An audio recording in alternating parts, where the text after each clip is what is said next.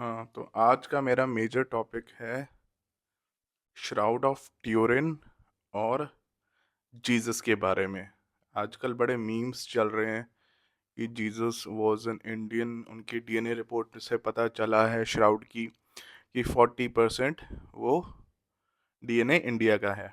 तो भाई उस पर थोड़ा डिटेल में बात करते हैं। ये वीडियो अब लंबी होने वाली है, 20 25 30 मिनट तो लगेगा बताने में दुनिया को कि जीसस आखिर थे कौन, और जीसस को डिफरेंट रिलीजन्स में डिफरेंट वे में क्यों वर्शिप किया जाता है। ठीक है, तो फर्स्ट ऑफ ऑल जीसस का जन्म कब हुआ था? 2026 साल चल रहा है, ये जीसस का साल है। तो समझिए 2026 या 2027 साल पहले, क्योंकि कुछ लोग कहते हैं कि जीसस का जन्म 1 BC में हुआ था। वो तो डेटिंग आगे पीछे करी जाती है, बहुत एडजस्ट की गई है उसके according. And why and and I'll be talking everything about Jesus, whatever I know, and how one should perceive, one should think of Jesus. तो सबसे पहले तो कंट्रोवर्सी स्टार्ट हो जाती है जीसस के बर्थ से कि भाई जीसस का जो बर्थ था वो मतलब जन्म कौन हुआ, फादर कौन है। तो देखो भाई, अगर जीसस के बर्थ की बात कर रहे हैं तो जिस स्कूल में मैं पढ़ता था वहाँ पर जीसस की मॉम भी थी प्ले के दौरान में, और वहाँ पे फादर फादर यूसुफ भी दिखाए जाते थे। तो कहते हैं कि वैसे तो मतलब जीसस जो है वो वर्जिन के मतलब मदर के से पैदा हुए हैं, बट एक्चुअल में उनके कुछ कुछ क्रिश्चियन बिलीफ्स में उनके फादर भी डिपिक्ट किए जाते हैं। और अब जानना ये है कि ट्यूरिन, मतलब ये ट्यूरिन पे भी बात करूंगा, पर पहले इस पे सुन लेते हैं, ठीक है? कि क्या इज इट पॉसिबल कि एक वर्जिन लेडी एक बच्चे को जन्म दे सकती है या नहीं? साइंटिफिक वे में भी सोचेंगे और मतलब रिलीजियस लेवल पे भी सोचेंगे कि ऐसा क्यों माना जाता है। तो भाई ऐसा इसलिए माना जाता है क्योंकि रोमन एम्पायर जब एक्सपैंड कर रहा था during the time of Julius Caesar, Augustus वगैरह, तो ये रोम यानी इटली से फैलते फैलते यूरोप से आगे बढ़ते बढ़ते इज़राइल की ज़मीन तक भी पहुंच गया था, जिसे आप पैलेस्टीनिया भी कह सकते हो, फ़लस्तीन भी कह सकते हो। तो उस लैंड तक जब पहुंचा तो अब अ, मतलब इस तरह के बिलीफ्स भी आए, जिस तरह के बिलीफ्स पगान्स यानी मूर्ति पूजक रखते थे। तो उनमें से एक मेजर बिलीफ ये है कि जो गॉड है वो मतलब कुछ ऐसे भी मतलब एंटिटीज, मतलब कुछ ऐसे भी कैरेक्टर्स हैं हिस्ट्री में जिन्हें गॉड ने बर्थ दिया है via having intercourse with their mother. यहाँ पे मैं ये नहीं कह रहा कि जीसस के मदर ने भी इंटरकोर्स किया था, ठीक है? थोड़ा बहुत समझना कि जियूस वगैरह, जियूस पे जो मेजर गॉड है ग्रीक्स का, उस पे कुछ इल्ज़ाम लगाए जाते हैं कि उसने पर्शियस की मदर के साथ रिलेशंस बनाए, तो धरती पे आके, और फिर वैसे तो वो हेवन में रहता था क्योंकि वो गॉड है। तो पर्शियस पैदा हुआ। फिर ये बात तकरीबन, अगर पर्शियस को हिस्टोरिक कैरेक्टर माना भी जाए तो 3200 साल पहले की बात है, as per the Greek philosophy. 3200 या ज़्यादा से ज़्यादा 3400, उससे ज़्यादा ये लोग पुराना मानते नहीं है, ठीक है? और उसके बाद उसने मेजर जो कैरेक्टर है ग्रीक माइथोलॉजी का वो है हर्कुलिस। तकरीबन 2800 2900 साल पहले जो ग्रीक किंग्स हैं वो अपनी जेनोलॉजी सीधा हर्कुलिस से जोड़ते हैं, ठीक है? मैसेडोनिया वगैरह के। तो अगर वैसे तो ये माइथोलॉजी है या प्री हिस्ट्री है, मतलब जो हिस्ट्री रिकॉर्डेड फैक्चुअल हिस्ट्री के बियॉन्ड जो पहले हुआ पड़ा होता है, जिसको हम प्रूफ नहीं कर सकते, उस तरह के प्री हिस्ट्री के बारे में बात कर रहा हूँ। तो ये बर्थ हुआ था इनका, हर्कुलिस का, ठीक है? और इसका भी बर्थ कैसे हुआ? मदर को रात में मिलने आए ज़्यूस, जैसे इंद्र भी आया करते थे कई ऋषियों की पत्नियों से मिलने। मिलने का मतलब समझ रहे हैं ना आप? तो उसी तरह से हर्कुलिस का पैदा हुआ। पर अब बात ये तो अभी तक दो माइथोलॉजिकल कैरेक्टर्स हैं, तो ये गॉड का बेटा होना इम्पोर्टेंट क्यों है, और क्यों ये फिलॉसफी को क्रिश्चियंस बिलीव करते हैं, यानी स्लैश यूरोपियंस, उसको एक्सप्लेन करता हूँ। सेम फिलॉसफी पर्शियस एंड हर्कुलिस के बाद पैदा हुआ किंग पीटर का बेटा एलेक्जेंडर। और आई होप कि most of you have must have known by now के उसकी मदर और ज़्यूस के रिलेटेड भी यही कहानियाँ सुनाई गई, जबकि अलेक्जेंडर थर्ड या फोर्थ सेंचुरी बीसी का एक इम्पॉर्टेंट हिस्टोरिक कैरेक्टर है। ये कोई माइथोलॉजी है ही नहीं, प्री हिस्ट्री भी नहीं है, क्योंकि इसने जब पर्शिया को डिफीट करा था, ईरान को, तो ये सारा अकाउंट्स में हर बुक में लिखा हुआ है। सिर्फ इंडिया तक आने वाला थोड़ा डाइल्यूटेड है, बट बाकी सारे हिस्टोरिक अकाउंट्स इसको रियल मानते हैं। तो ये एक हिस्टोरिक कैरेक्टर है, तो उसको भी उसकी सुपीरियर अथॉरिटी साबित करने के लिए ये ज़्यूस की कहानी जोड़ी गई थी कि के अलेक्जेंडर भी ज़्यूस का बेटा है। बाद में जैसे जब लोगों के रिलीजन चेंज हुए, पहले तो वही सबसे बड़ा सुपर डीटी हुआ करता था ग्रीक्स का, पर जब यूरोपियंस का रिलीजन चेंज हुआ क्रिश्चियनिटी में, फॉरेन रिलीजन्स ने उनको इम्पेक्ट करना शुरू करा, तो इन लोगों ने अपना क्या कहते हैं, थोड़ा इसको मटमैला कर दिया कैरेक्टर ज़्यूस का, कि हाँ भाई ज़्यूस लचर था, इसलिए औरतों से ऐसे संबंध बनाता था। अब तो इस तरह से उसको थोड़ा, क्योंकि सुपर गॉड नहीं है ना, सुपर गॉड तो अल्लाह स्लैश गॉड स्लैश यावे होते हैं। तो इस वजह से ज़्यूस का थोड़ा नाम खराब हुआ है रिसेंटली, एंड पर बिलीफ यही है कि ज़्यूस ने ही इन तीनों को पैदा करा। ठीक है, रियलिटी में तो आप सब जानते ही हैं कि पैदा तो बाप और माँ ही करती है, और कोई या कोई तीसरा पुरुष ही कर सकता है माता के साथ मिलके, और कोई। तो अब बात आती है कि जीसस के बारे में ऐसा क्यों कहा गया। तो देखो पॉसिबिलिटीज़ क्या हैं, एक्चुअल में क्या हुआ होगा कि मदर मैरी, देखो उनके कैरेक्टर के बारे में कुछ बोलना नहीं चाहिए, बट हाँ मतलब मेरे को, मैं नहीं बोलना पसंद करूँगा, फिर भी बताना तो पड़ेगा यार, सब सच नहीं बोलूँगा तो फिर जनता क्या ही सोचेगी कि भाई सब कुछ बता के नहीं गया। तो मोस्ट प्रोबेबली क्या हुआ होगा कि देखो ज़्यूस तो वहाँ आया नहीं, क्योंकि ये एब्राहमिनिक्स की कहानी है। अब ये भी बड़ा अजीब सा कॉन्सेप्ट है कि भाई ये वर्ड क्यों जोड़ दिया मैंने, एब्राहमिनिक्स है ही कहानी एब्राहमिनिक्स की। ये पगैंस यानी ग्रीक्स या रोमन्स की तो कहानी है नहीं, पर ये बिलीफ यूरोपियंस भी करते हैं। तो यहाँ पर गॉड का बेटा कहा गया है, but god as a person कभी नहीं आया मदर मैरी के साथ रिलेशन बनाने। उसने अपना बेटा, सन ऑफ गॉड कहते हैं ना जीसस को, एक तरह से वाया एंजल्स उनके गर्भ में रख दिया। बट रियलिटी क्या है कि हो सकता है कि मे बी वर्जिन मैरी जो कहते हैं मदर मैरी को, विद कंप्लीट रिस्पेक्ट देनी पड़ेगी यार, किसी 200 250 300 करोड़ लोगों का बिलीफ अगर जिस लेडी में उनके बेटे में हो, तो रिस्पेक्ट देने में क्या ही दिक्कत है। हाँ, तो हो सकता है मोस्ट प्रोबेबली कि किसी ने उनके साथ रिलेशन बनाया हो, इधर फादर यूसुफ, जिसे फादर जोसेफ भी कहते हैं, और मे बी किसी थर्ड पर्सन ने, जिस वजह से एक 16 साल की कवारी लड़की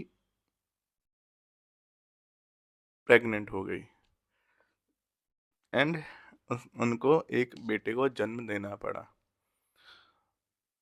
अब ये कहानी उनके बर्थ में ही सारे इजराइलीज को सुना दी गई थी।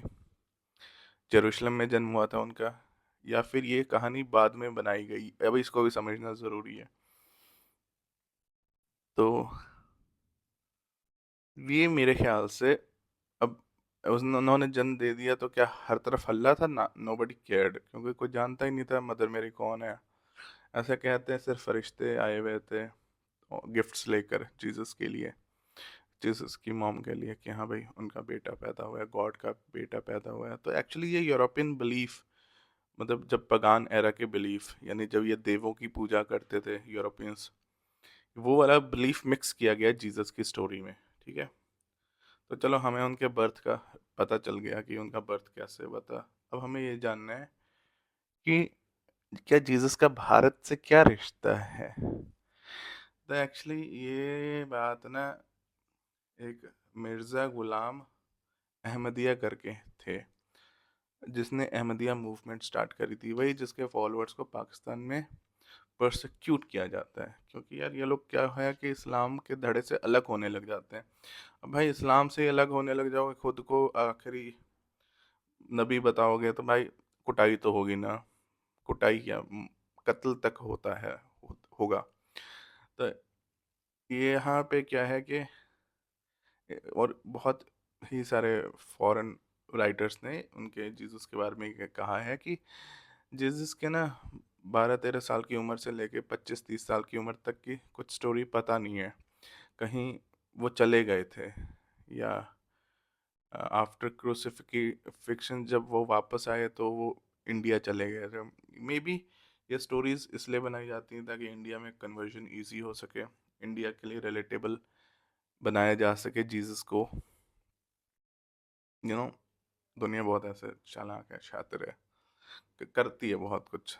तो हमें तो भाई देखो प्रैक्टिकली सोचना है और दुनिया को रियलिटी समझानी है, समझनी है, ठीक है, ताकि याद रहे वो इंसान जिसने सबको सच बताया था। तो हाँ भाई, कहाँ पे थे जीसस अभी?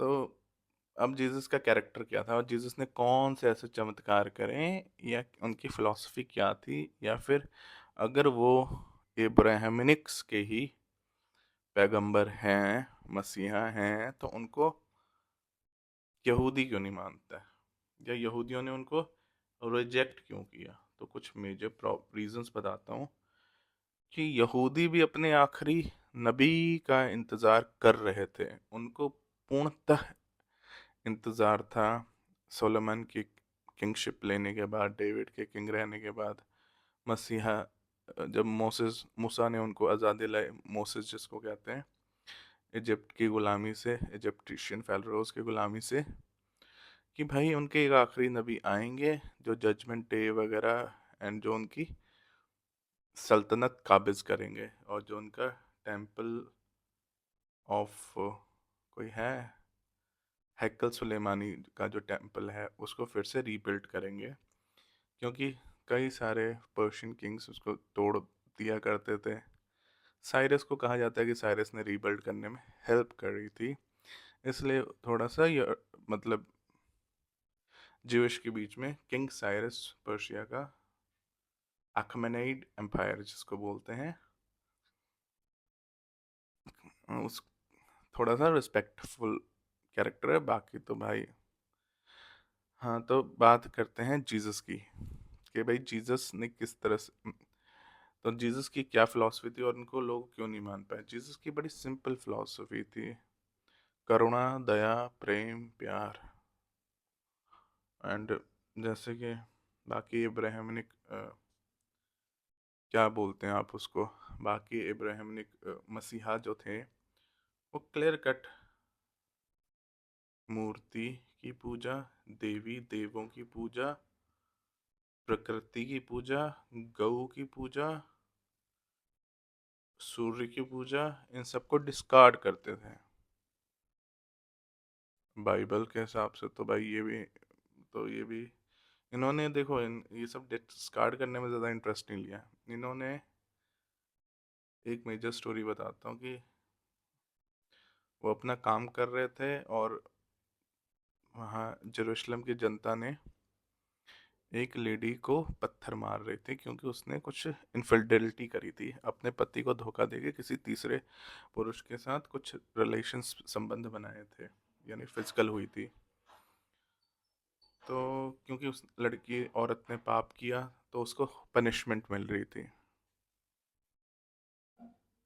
तब जीसस ने उन सबको रोक के कहा कि अगर तुम्हें पत्थर मारने हैं तो वो इंसान पत्थर चलाए जिसने कभी जीवन में जिंदगी में पाप ना किया हो।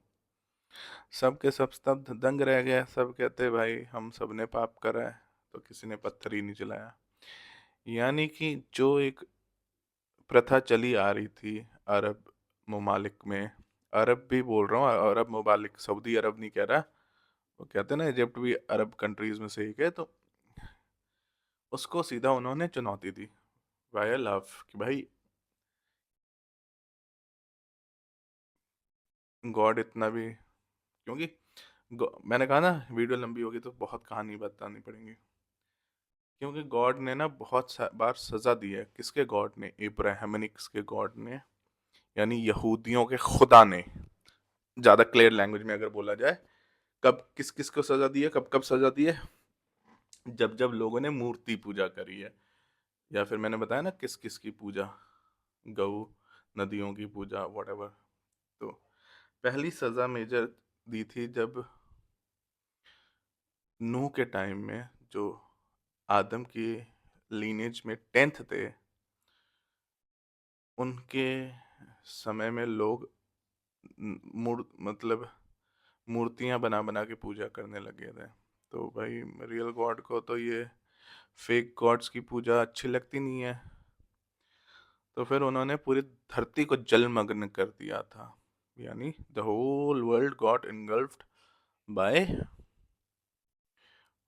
Water flood, and due to which everybody, almost everybody died. तो सिर्फ मनु, मनु बोल दिया क्या, नूह, हाँ नूह, सिर्फ नूह अपने कुछ वाइफ्स, बच्चों एंड प्लांट्स एनिमल्स को लेके बचाने में कामयाब हो पाए, because he built an arc, एक बोट काइंड ऑफ बनाई थी, ठीक है। तो सिर्फ इसलिए ईश्वर ने ऐसा किया क्योंकि तुमने उस असली ईश्वर की, इनविजिबल ईश्वर की जगह किसी फेक गॉड्स को पूजना शुरू करा। फिर उसके बाद मोसेस के किस्से में भी यही था, सालों ने मतलब किन्होंने, मोसेस के बाकी इजराइलियों ने, जब मोसेस इधर कमांडमेंट्स लेने गया हुआ था, 10 कमांडमेंट्स, तो किसी बछड़े को या काऊ को का सोने का बना के उसी की पूजा करने लगे। वही ना, जैसे गौ पूजा करते हैं मोस्ट ऑफ द हिंदूज, तो वही हिंदुओं से बात मिलना जुलना था ना। तो हिंदुओं की बुराइयां मैं बोलूँगा, हिंदुओं की जो प्रैक्टिसेस हैं उससे इन्फ्लुएंस हो जाते थे, तब भी बहुत घातक सजा दी थी। खुदा को नाराज करने के लिए मोसेस ने चमड़ियां तक उधेड़ दी थी, खाल पता, मतलब जान से भी मार दिया था बहुत सारे यहूदियों को जिनको वो आज़ाद करवा के लाया था इजिप्ट से, ठीक है। उसी तरह से हमेशा गॉड नाराज होते हैं जब भी आप फेक गॉड्स की पूजा करते हो। तो अब जो जीसस हैं, जीसस का कॉन्सेप्ट क्या था? जीसस को तो खुद ही वो लोग गॉड कहने लगे ना। तो जीसस क्लियरली ना इस तरह की फिलॉसफी को नहीं बोल बताते थे, मतलब कि भाई मैं जो हूँ इस मतलब मूर्तियों में बिलीव नहीं करता। बाइबल में लिखा हुआ है, बाइबल में सेम वही है जो यहूदियों की बुक्स में है, टोरा वगैरह में। But Jesus as a kind man with kind gestures, he used to do miracles practically which is not possible. So maybe Jesus, और रियल में और भी बताता हूँ कि मिरेकल्स जैसे किसी कोढ़े कोढ़े आदमी को टच करके उसकी कोढ़पन दूर कर देना, कुछ रोटियों और मछलियों से हजारों रोटियां और मछलियां बना के अपने भूखे भूखे साथियों को खिला देना, ठीक है। तो वही जैसे कुछ चमत्कार जैसे कृष्णा ने करे थे, वही चमत्कार जीसस भी करते रहते थे, ठीक है। जीसस एंड कृष्णा के बड़े पैरेलल्स हैं। Story wise. इस्कॉन क्या बोलता है इससे फर्क नहीं पड़ता, इस्कॉन तो ये भी बोलता है कि जी के इस्कॉन के कृष्णा का सन है, क्योंकि Krishna is the actual God. Jesus वो सब छोड़ो, अब थर्ड बिलीफ को नहीं लेकर आना, मेजर दो बिलीफ्स की बात करते हैं। अब इस्लाम तो आया ही नहीं था, क्योंकि लोग कहते हैं ना कि इस्लाम तो प्रॉफिट मोहम्मद से आया था, तो अभी इन दो बिलीफ्स के बारे में बात करते हैं। और जैसे लास्ट किंग सोलोमन काफ़ी इम्पैक्टफुल किंग थे यहूदियों के, तो उनको सोलोमन जैसा ही कोई राजा चाहिए था जो किंगडम और जो यहूदियों का पावर डोमिनेंस वापस ला सके। हिस्ट्री में कभी किसी ने यहूदियों का डोमिनेंस देखा नहीं था, बट उन्हें सोलोमन और डेविड की कहानियां, तो उन लोगों ने क्या किया कि इन लोग तो कि जीसस तो कोई डोमिनेंट पर्सन थे नहीं, बाहुबली या राम की तरह। जैसे बाहुबली को आपने देखा होगा, डोमिनेंस था, पावरफुल था। राम ने देखा होगा कि राम चक्रवर्ती सम्राट थे, बिल्कुल कुछ वैसा ही कैरेक्टर उनको चाहिए था, डोमिनेंस वाला कैरेक्टर। बट जीसस में वो क्वालिटीज थी नहीं, तो थोड़े बहुत चमत्कार देखने के बावजूद भी यहूदियों ने टिपिकली कभी एक्सेप्ट करा नहीं जीसस को, और फिर थोड़ी बहुत शिकायतें कर दी। शिकायतें रोमन्स को, रोमन उस वक्त जो जनरल्स थे वहाँ पे, उनको करी कि ये अपना ही रिलीजन फैला रहा है, ये अपने आप को ही कर रहा था जो भी है। तो पैगन्स ने अपनी इल एडवाइस ऑफ यहूदियों के उनको क्रूसिफाई करके मार दिया। रीबर्थ पे नहीं आऊँगा, ये सब मतलब वो तो फिर बिलीवर के काइंड ऑफ स्टोरी होगी ना। बट एक्चुअल में this was not the end of Jesus as a concept, because उनके 12 चेले थे, जिनमें से एक थॉमस इंडिया भी आया था, और बाकी इधर उधर गए, कोई यमन गया, कोई सीरिया गया, कोई यूरोप में दो तीन जगहों पे गया, और क्रिश्चियनिटी स्प्रेड आउट करी ऑल ओवर वर्ल्ड में, ऐसा कहते हैं। तो Christianity as a very minor religion by third fourth century पनप रहा था यूरोप में, जिसको लोग अपने घरों में छुप छुप के पूजा करते थे, फॉलो किया करते थे क्रिश्चियनिटी को। बट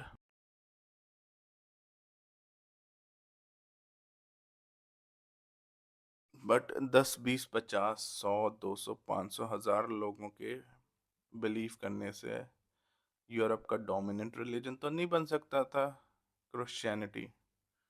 तो क्रिश्चियनिटी डोमिनेंट रिलीजन बना कैसे, बनाया कैसे गया? तो क्या था कि कॉन्स्टेंटिनोपल द ग्रेट बीमार पड़ गए थे, तो उनकी बीमारी की वजह से उन्होंने बड़े उपचार करवाए, ठीक हो नहीं पाए। तो एक पादरी आया, कहा कि आप जीसस की शरण में आ जाओ, आपको ये पीड़ा से मुक्त हो जाओगे। वो कन्वर्ट हो गए किंग। अब किंग राजा कन्वर्ट हो जाएगा तो प्रजा तो ऐसी ही फ्लैट हो जाती है। फिर कॉन्स्टेंटिनोपल के बाद धीरे धीरे धीरे क्रिश्चियनिटी यूरोप पूरे में स्प्रेड होने लगी। उसके बाद जैसे जैसे यूरोपियंस ने अपने कॉलोनीज बनाई 15 से 16 सेंचुरी से, तो अमेरिका, नॉर्दर्न ना नॉर्दर्न नहीं, साउदर्न, क्योंकि नॉर्दर्न से तो इस्लामिक इन्वेडर्स आके कन्वर्ट कर जाते हैं ना। सदर्न साउथ कोरिया को कन्वर्ट करा, और भी फिलीपींस को कन्वर्ट करा, ऐसे वर्ल्ड वाइड कन्वर्ट करते गए। सीरिया को भी कर लिया था कन्वर्ट, पर सीरिया की तो माचियत दी हमारे मुल्ला ब्रदर्स ने, और वो बेचारा कंट्री फिर से माइनॉरिटी क्रिश्चियन रिलीजन बन गया। देखो भाई, क्लियर लैंग्वेज यूज़ करनी पड़ेगी, बिकॉज ये सब हिस्ट्री में हुआ था, और अगर चीज़ों को एज इट इज़ समझाना है तो एज इट इज़ बोलना पड़ेगा, ठीक है। मेरा क्या कोर बिलीफ है कि क्या क्रिश्चियनिटी इतनी सिंपली फैल गई थी? तो मैं आपको वो कोर सत्य बताता हूँ जो एक्चुअल में हुआ होगा। देखो भाई, कोई किसी का मैसेज नहीं पहुंचाता, कोई किसी को स्प्रेड आउट नहीं करता, कोई भी बिना चीज, बिना प्रोपेगेंडा के कोई कहीं नहीं फैलती। इवन आपको पता है, मोदी गवर्नमेंट भी 10-50 न्यूज़ चैनल्स को वो इन्फॉर्मेशन देती है ताकि वो खबर हम तक पहुंचे।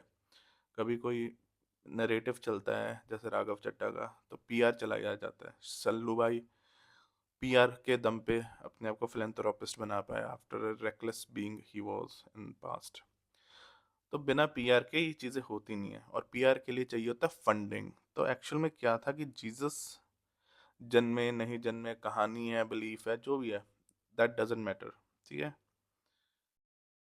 क्या हुआ कि जीसस की स्टोरी का इस्तेमाल करके, क्योंकि उनको लीनेज में ही कहा जाता है ना, एडम की, इब्राहिम की, एडम की 20th लीनेज इब्राहिम, और इब्राहिम की 28th या 30th लीनेज मोसेस, और मोसेस के बाद और 20-30 जनरेशन्स बाद जीसस का जन्म हुआ।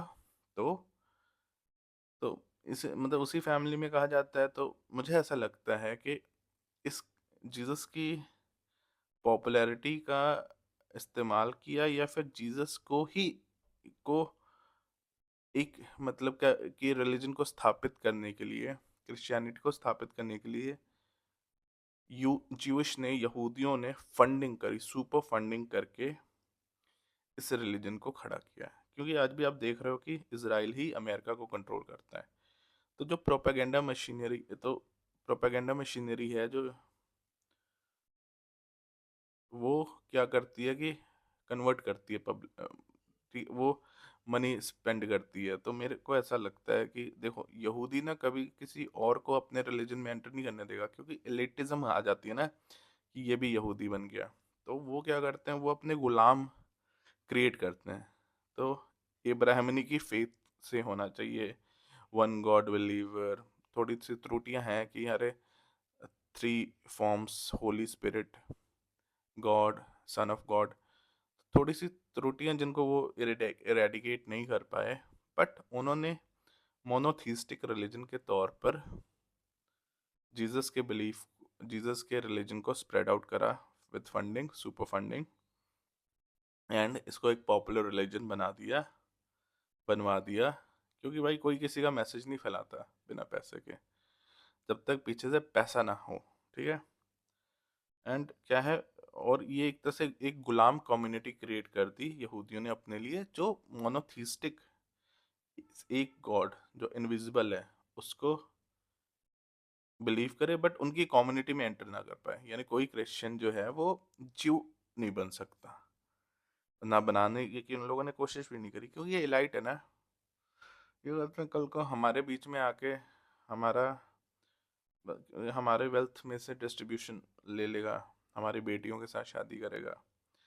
तो ये वो लोग नहीं चाहते। उन्होंने क्या करा, वर्ल्ड को एक स्लेव कम्युनिटी बनाया वाया क्रिश्चियनिटी। तो Jesus, just as thousands of Indian saints, was just a good man with good soul, with good heart, directly not son of a God, क्योंकि सन ऑफ गॉड तो हम सब हैं यार, मतलब सब ईश्वर के ही बेटे होते हैं।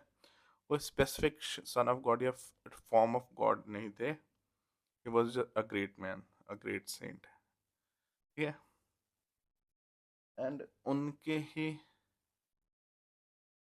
कल्ट का इस्तेमाल करके दुनिया को कंट्रोल करा है जीविश ने। यानी हर क्रिश्चियन के लिए मेरा ये मैसेज है कि एक्चुअल में यार तुम वही भटके हुए भूले, यूरोपियन क्रिश्चियन के लिए भी भूले भटके हुए पगान हो, मूर्ति पूजक हो, जिसको छल से, धोखे से जीसस का बिलीवर बनाया गया है वाया यहूदी पीपल। सो थोड़ा जागो, CERN लेबोरेटरी के साइंटिस्ट की तरह, जैसे उन लोगों ने CERN लेबोरेटरी में नटराज शिव की मूर्ति रखी है, वैसे थोड़ा सा तुम लोग भी जागो और अपने आप को इस जीसस को तो लव करो, no problem with that, but इब्राहिमनिक गुलामी से मुक्त करो। यानी कि कहते हैं ना, जब पहला पाप आदम की वाइफ हवा यानी ईव ने करा था एप्पल को खाके, गॉड की बनाई रेस्ट्रिक्शंस के बियॉन्ड जाकर उसकी लिमिट, मतलब गॉड की हद को, फॉरबिडन फ्रूट को खाने की। और वो जो पहला पाप था जिसकी वजह से स्वर्ग से निष्कासित होकर, स्वर्ग से निकाल निकाल के धरती पर फेंका गया था, उस पाप को धोने के लिए जीसस ने जो हम ब्लड दिया था, अपना ब्लड खून बहाया था, क्योंकि उस दिन से सभी इंसान पापी हो गए थे, या हमारे रेगुलर पापों को धोने के लिए। देखो भाई, हम पाप करेंगे तो हम ही दोषी हैं, ठीक है। जीसस या किसी और का बहाया हुआ पाप हमें मुक्त नहीं कर सकता। और ना ही वो औरतों के ऊपर जो तुमने लांछन लगाया हुआ, दाग लगाया हुआ ईव की स्टोरी से, कि औरत ही थोड़ी मर्यादा भंग करती है, तब से हमें, मतलब एक सेब को क्या तरसी, हमें जन्नत से बेदखल कर दिया। आप ही के फेवरेट मनोज बाजपेयी का डायलॉग है, गैंग्स, किसमें, कोई मान्या सुरवे वाली फिल्म थी ना, शूट आउट एट वडाला में। तो ऐसा नहीं है यार, औरतों पे वो लो तोहमत लानत मत लगाओ कि उस पाप को धोने के लिए जीसस ने ये जब कहानियां वहानियां जोड़ के हमें क्रिश्चियन बना के हमें एडम की स्टोरीज में बिलीव कराते हैं, मोनोथीज्म में बिलीव करवाते हैं। थोड़ा सा ना ऐसे बनो यार, जो, मैं ये नहीं कह रहा न्यूक्लियर बॉम्ब ले एटम ओपेनहाइमर जैसा, बट थोड़ा सा कार्ल सागन के जैसे बनो, जिसने ये थ्योरी, मतलब बनाई, ये इस बिलीफ को स्प्रेड आउट करा बाकी एस्ट्रोफिजिस्ट्स की तरह, कि वर्ल्ड जो है वो एटलीस्ट 4.32 या 8.64 बिलियन ईयर्स पुरानी है, जो सिर्फ हिंदू कैलकुलेशंस के अकॉर्डिंग करेक्ट बैठती है। देखो ना, उन लोगों ने साइंस नॉलेज को जब एक्सेप्ट करा, तो उन्हें सिर्फ एक रिलीजन ही बेचारा सही नजर आया, वो था हिंदुज्म। इब्राहिमिक्स को कभी उन्होंने कंसिडर तक नहीं किया। अरे सर्न लेबोरेटरी पे नटराज शिव की मूर्ति है भाई, किसी पैगंबर की नहीं है। इस बारे में सोचो ना, किसी एंजल की भी नहीं है, क्योंकि पैगंबर तो कुछ, मैंने कहा ना हमेशा, पैगंबर खुद से कुछ नहीं करता है, एंजल मैसेज लेकर आता है तो होता है, क्योंकि गॉड भी डायरेक्टली कभी कभी कनेक्ट करता है। अगर आकाशवाणी के तौर पे कनेक्ट करेगा तो भाई वाणी तो है ही है ना, वो तो फिर ब्रह्मा या हिंदुओं का कॉन्सेप्ट है। और अगर फायर के थ्रू नजर आएगा, जैसे मूसा को नजर आएगा, ये भी साला हिंदुओं का कॉन्सेप्ट है। क्योंकि अग्नि में दिखा, तो अग्नि को तो पूजा जा सकता है ना, क्योंकि अग्नि की फॉर्म में आता है। तो इसलिए मोनोथिस्टिक जितने भी रिलीजन्स हैं, यहूदियों के द्वारा जो बनाए गए हैं फंडिंग करके, जैसे इस्लाम एंड क्रिश्चियनिटी, इसमें से बाहर निकलो। अब बेचारा भाई आपका श्राउड ऑफ ट्यूरिन के बारे में बात करेगा। आई एम रियली सॉरी, काफ़ी लेट। तो ये श्राउड कफन है जीसस का, जो कि एक्चुअल में जीसस का है नहीं। 12th-13th सेंचुरी में, मतलब वही है ना कि रेडियो कार्बन डेटिंग से पता चलता है कि 12th-13th सेंचुरी में उन लोगों ने अपना बिलीफ फ्रांस में बताया कि अरे ये तो कफन जीसस का है, पर डिस्प्यूटेबल है। और आप आजकल ये ट्यूरिन यानी इटली में रखा गया है। और मूवी आपने देखी होगी ना, बड़ी पॉपुलर मूवी ये रेस 2 में, उसमें भी श्राउड ऑफ ट्यूरिन चोरी करने का कॉन्सेप्ट दिखाता है। सैफ, एज यू नो, सैफ काफ़ी ज़्यादा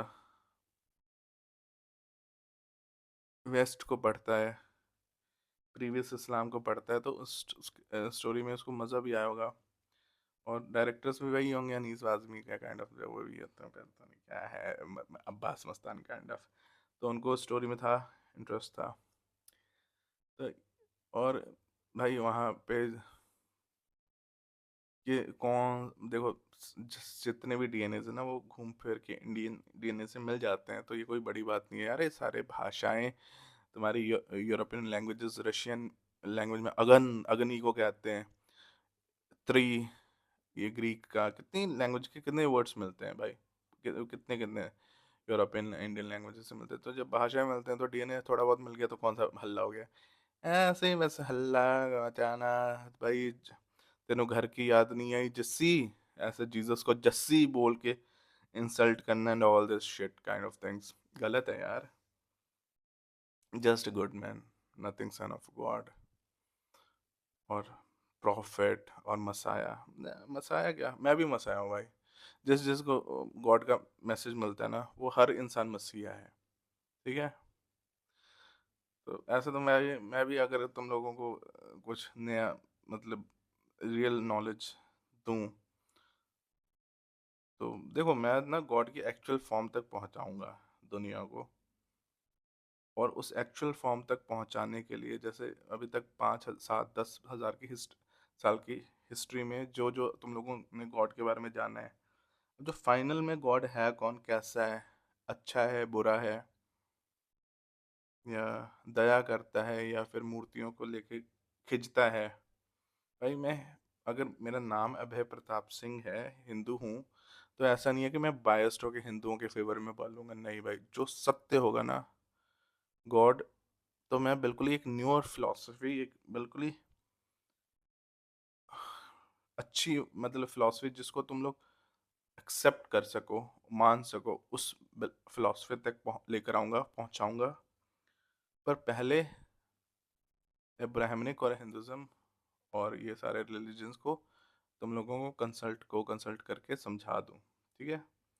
तो भाई वो जो भी है वो ट्यूरिन में जो कफन है वो फेक है, ठीक है।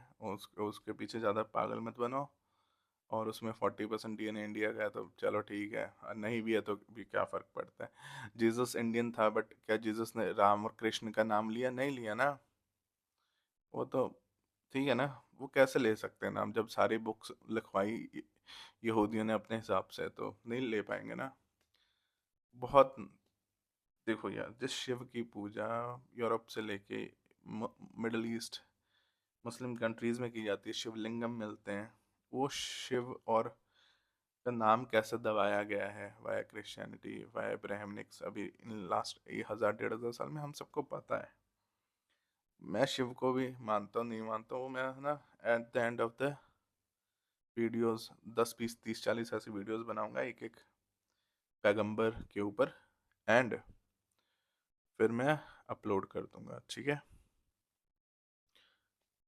एंड आई होप कि लोग आज़ाद रहें, क्योंकि यार 800 करोड़ लोग हैं। अब धर्मों में अंधे रहेंगे, धर्मों के पीछे भागते रहेंगे, तो उन्हें भी तो कोई चाहिए ना जो उनको सही में फ्रीडम दिला सके, लिबर्टी दिला सके, सच्चे गॉड तक पहुंचा सके। तो I assure you all 800 crore people that I will bring you to the right god, who he is, good bad evil, ठीक है। दया करता है, करुणा करता है, पिटी करता है कि नहीं करता है, कैसा है वो रियल में, कैसा है वो रियल में, वैसा नहीं है यार जैसा तुम लोग सोच रहे हो। तो गॉड तक भी मैं पहुंचाऊंगा, ठीक है। आज के लिए इतना। अभी सारी वीडियोस कंपाइल करके 40 45 मिनट की वीडियो हो जाएगी, ठीक है। बाय।